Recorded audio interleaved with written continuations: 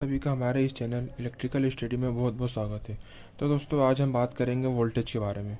तो दोस्तों जैसा कि यहाँ पे लिखा हुआ है कि व्हाट इज़ वोल्टेज, वोल्टेज क्या होता है। तो दोस्तों यहाँ पे और भी लिखा हुआ है जैसे voltage equal to EMF equal to potential difference. Voltage EMF और पोटेंशियल डिफरेंस लगभग सेम होते हैं, लेकिन कुछ मायनों में अलग अलग होते हैं। इसके लिए यहाँ पे इक्वल टू लिखा हुआ है। तो दोस्तों सबसे पहले हम बात करेंगे वोल्टेज के बारे में।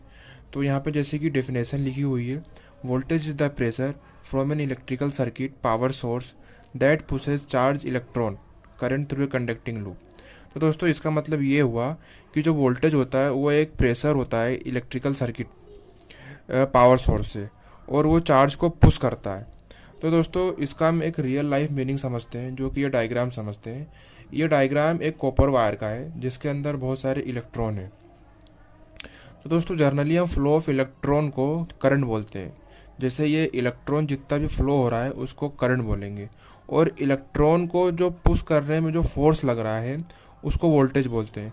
दोस्तों इसका हम एक अलग मीनिंग से और समझते हैं। जैसे कि पानी बह रहा है, तो जो पानी बह रहा है, कितना पानी बह रहा है उसको करंट बोलेंगे।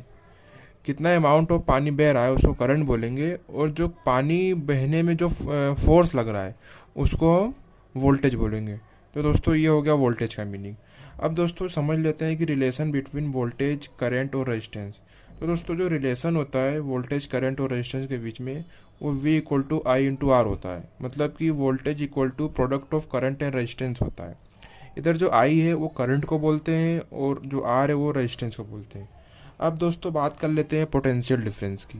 तो दोस्तों की पोटेंशियल डिफरेंस का हम जो रियल लाइफ मीनिंग समझते हैं, हम एक एग्जांपल लेते हैं। जैसे कि यहाँ पर फिगर ही बना हुआ है कि दो बकेट है, दो बाल्टी है जो आपस में इंटरकनेक्टेड है एक पाइप के थ्रू, और दोनों में जो वाटर लेवल वो सेम है। तो इस केस में क्या होगा कि जो दोनों का वाटर है वो एक बकेट से दूसरे बकेट में फ्लो नहीं होगा, क्योंकि जो बकेट है उसमें जो वाटर लेवल है सेम है। तो इसमें जो पोटेंशियल डिफरेंस है वो जीरो होगा। इसी तरह इलेक्ट्रिकल में भी होता है। अगर दो वायर हैं 240 वोल्ट के 240 वोल्ट के, तो उनके बीच में जो पोटेंशियल डिफरेंस होगा वो जीरो होगा।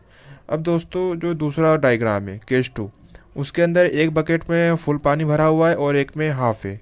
तो इसमें क्या होगा कि जो ज़्यादा बकेट में पानी है वहाँ से वो कम जिसमें पानी है उसमें फ़्लो करेगा। तो दोस्तों जो पानी है वो इसमें फ़्लो करेगा जिसमें कम पानी है, तो इसमें भी पोटेंशियल डिफरेंस कुछ एग्जिस्ट करेगा। तो दोस्तों ये हो गई पोटेंशियल डिफरेंस की बात। अब दोस्तों बात करते हैं इलेक्ट्रोमोटिव फोर्स की। तो दोस्तों इसको भी हम एक रियल लाइफ एग्जांपल से समझते हैं कि जैसे कि हमारे पास मैंगो फ्रूटी है। पूरी मैंगो फ्रूटी जब पैक है तो उसको हम इलेक्ट्रोमोटिव फोर्स बोलेंगे, और मैंगो फ्रूटी हमने खोल के जितनी पाइप से पी ली उसको हम उसका टर्मिनल वोल्टेज बोलेंगे, मतलब वोल्टेज बोलेंगे। और जितनी मैंगो फ्रूटी रह गई उसको हम उसका इंटरनल रेजिस्टेंस बोलेंगे। तो दोस्तों ये हो गया आज के बारे में। तो दोस्तों आगे अगले वीडियो में हम और भी डिटेल में लाएंगे। तो दोस्तों आज हमारे इस वीडियो को देखने के लिए बहुत बहुत धन्यवाद।